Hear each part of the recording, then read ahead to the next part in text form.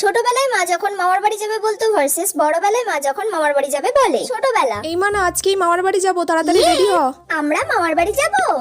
যাবো তো, একটু পরেই বেরোবো। আমার তো খুব মজা হচ্ছে, কতদিন পর আমি মামার বাড়ি যাব।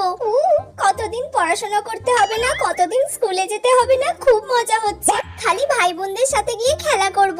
হ্যাঁ মা, তাড়াতাড়ি ব্যাগটা গুছিয়ে নাও।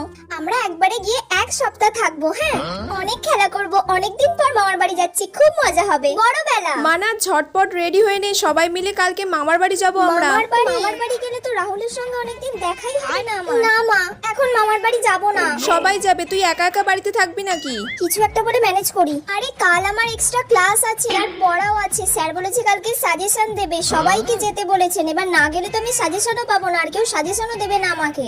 তখন আমি কোথা থেকে সাজেশনটা পাবো? আর পরীক্ষাও সামনে চলে এসেছে। ঠিক আছে, তাহলে তুই থাক, আমরা যাচ্ছি। তুমি যাও, ঘুরে এসো।